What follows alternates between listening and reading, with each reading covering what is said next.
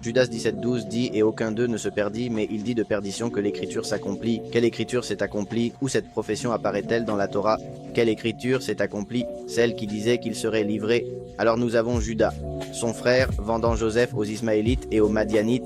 Nous voyons donc que Judas, dans la Genèse 37, nous montre quand ils vendent Joseph. Alors Judas dit à ses frères, au verset 26 du chapitre 37, « Que gagnerons-nous à tuer notre frère et à cacher sa mort? Venez, vendons-le aux Ismaélites. » C'est curieux car Paul explique que les Ismaélites représentent les Juifs de chair qui rejettent Amashia. Alors, les Juifs qui étaient là, qui ont rejeté Amashia et ont décidé de le tuer, ont donné de l'argent à Judas pour qu'il les lui remette.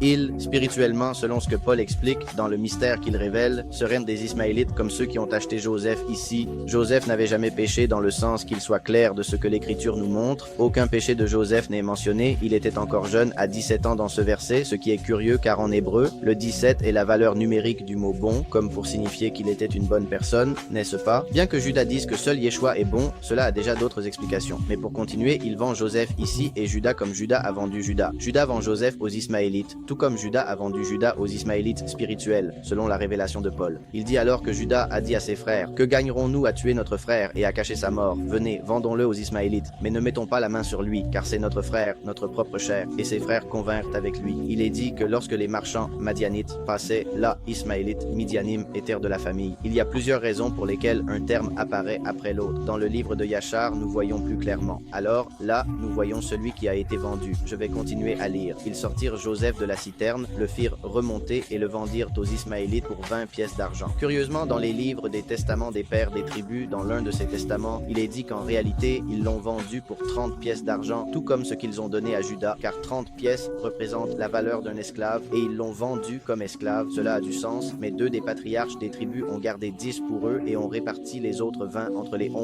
Eh bien, en réalité, entre les 10, car l'autre était Benjamin qui était à côté, il est dit qu'aucun d'eux ne se perdit, sauf le fils de perdition, afin que l'écriture s'accomplisse. Alors cela ne veut pas dire qu'il doit y avoir un verset qui dise que le fils de perdition viendra et se perdra. Non, ici Judas aurait été en train d'expliquer, il fallait qu'un se perde, lequel? Celui qui a reçu l'esprit de l'Antéchrist, celui qui va se manifester comme le fils de perdition mentionné dans les Thessaloniciens. Cette personne devait se perdre car elle allait écouter l'ennemi comme cela avait été prophétisé. Elle serait trahie. Il y a la prophétie des psaumes qui parle de celui qui se lèverait contre lui, que celui qui mange le pain avec lui, qui mange son pain, se lèverait contre lui, tout comme. Le verset fait référence à la manière dont il est écrit, comme Ésaü a mis son pied, a levé son pied contre lui dans le ventre de la mère, contre Jacob. Alors, tout comme Ésaü s'est levé contre Jacob dans le ventre, et tout comme David écrit prophétiquement qu'Ahitophel, son conseiller, s'est levé contre lui et s'est joint à l'un de ses fils qui se sont rebellés, et il prirent le royaume pour quelques jours. De la même manière, un de ses disciples se lèverait et trahirait le Messie, un des siens. Tout comme il était prophétisé dans la Genèse 37, qu'un Yaouda des 12 tribus, comme des 12 disciples, vendrait aux Ishmaélites, dans ce cas spirituel, le Messie comme un esclave, ce qui s'est clairement produit. Psaume 41.